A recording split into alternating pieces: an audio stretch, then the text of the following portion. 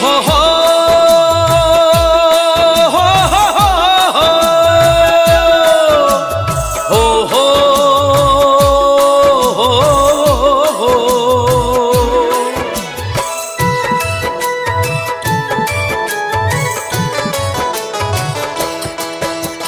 मंजू बन सो बनले मुजलिया, मंजू बन सो बनले मुजलिया, राजापुर गाँव सरजोलियो। मंजू बन सो बनले मुजलिया, राजापुर गाँव सरजोलियो। सोना सती माई के छत्र छाया में सोहनिक दास टोलियो। सोना सती माई के छत्र छाया में सोहनिक दास टोलियो।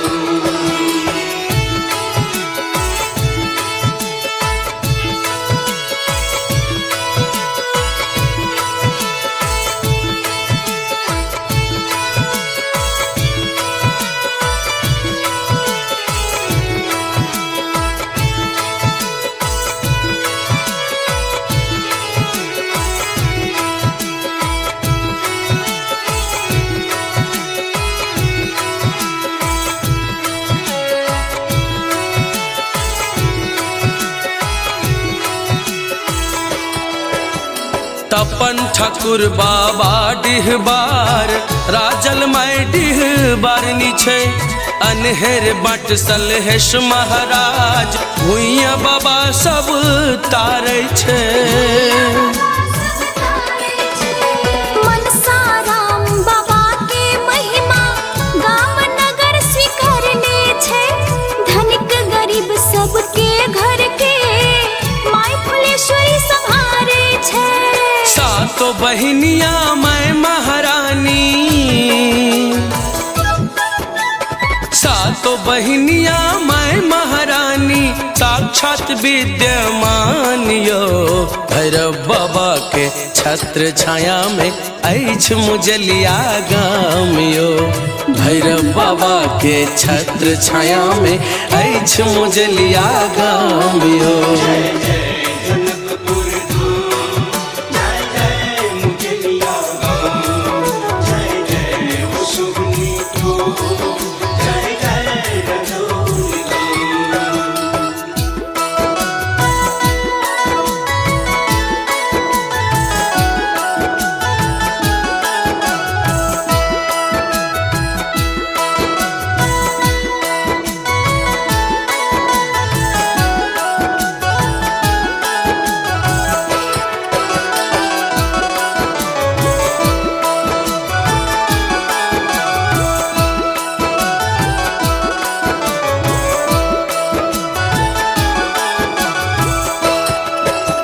राम स्वरूप आराम सागर, अहि ठाम सो बड़का दानियो।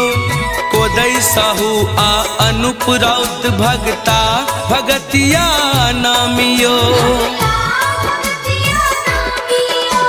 ज्ञानी यादव वीर पहलवान, गोलन झा पुरोहितियो, फेकन ठाकुर सिद्धूरा, कलाकार महारथियो। कंत धामी आ बिलट राउत के, कंत धामी आ बिलट राउत के, चर्चा सगरो शोरियो।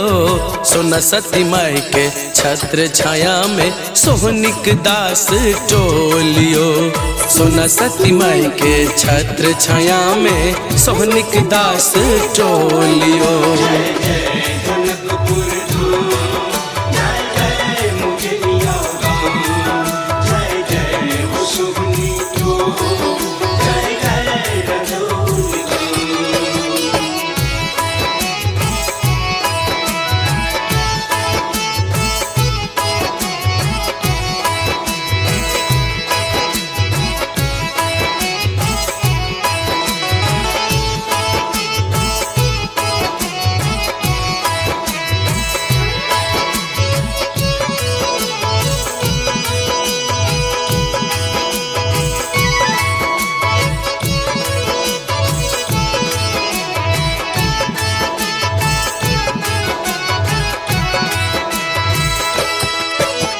वार्ड नंबर 14 जनकपुर धाम में 12 बरन बसै छै। मेल मिलाप छै सबके सबसँ, भाईचारा संग रहै छै। एक दोसर के सुख दुख में सब कोई होय छै सहाय। जाइत धर्म सँ ऊपर उठ रहै जेना भाई भाई। होली दिवाली दशैया छठ, होली दिवाली दशैया छठ मिलकर मनबे अनमोल यो। सोना सती माई के छत्र छाया में सोहनिक दास टोलियो। सोना सती माई के छत्र छाया में सोहनिक दास टोलियो।